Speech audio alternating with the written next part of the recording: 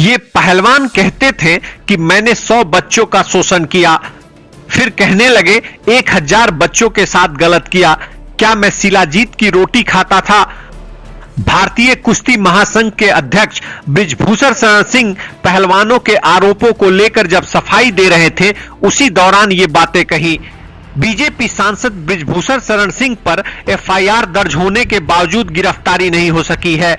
वहीं बीजेपी की ओर से भी कोई ऐसी कार्रवाई नहीं की गई है जिससे दिल्ली के जंतर मंतर पर बैठे पहलवानों में एक भरोसा जगे। अब सवाल है कि आखिर बीजेपी की ऐसी क्या मजबूरी है कि वह बृजभूषण शरण सिंह के खिलाफ कोई कार्रवाई नहीं कर रही है। जो लोग बृजभूषण शरण सिंह के राजनीतिक रसूख को समझते हैं, वे जानते हैं कि इसके पीछे क्या मजबूरियां हो सकती हैं। बृजभूषण शरण सिंह कैसरगंज सीट से सांसद हैं। वह 3 अलग अलग संसदीय सीटों से जीत चुके हैं। अब 2024 का लोकसभा चुनाव करीब है। बृजभूषण साल 1991, 1998, 1999 में गोंडा से जीते। इसके बाद साल 2004 में बलरामपुर यानी अब के श्रावस्ती से जीते। हालांकि साल 2008 में न्यूक्लियर डील के वक्त बीजेपी छोड़कर सत्ता के पाले में गए और मनमोहन सिंह सरकार बचाने में भूमिका रही। पार्टी बदलने के बाद भी उनके जनसमर्थन में कमी नहीं आई और 2009 में सपा में रहकर भी कैसरगंज सीट से जीते। इसके बाद साल 2013 में मुजफ्फरनगर दंगों के बाद वापस बीजेपी में लौटे। फिर 2014 और 2019 में बीजेपी से कैसरगंज सीट से जीत दर्ज की।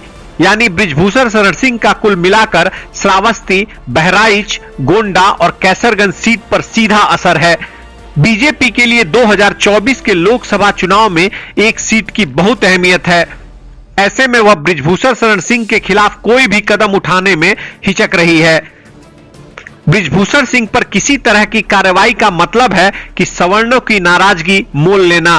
खास तौर पर राजपूत वोटर्स के बीच बृजभूषण सिंह की जबरदस्त पैठ है।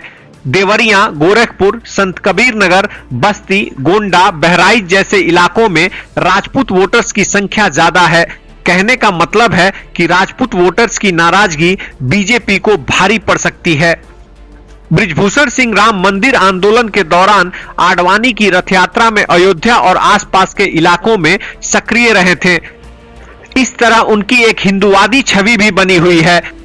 1991 में जब पहली बार लोकसभा का चुनाव लड़ा था तो उन पर 34 केस दर्ज थे। उस वक्त बीजेपी ने उन्हें गोंडा का रॉबिन हुड कहकर प्रचारित किया था।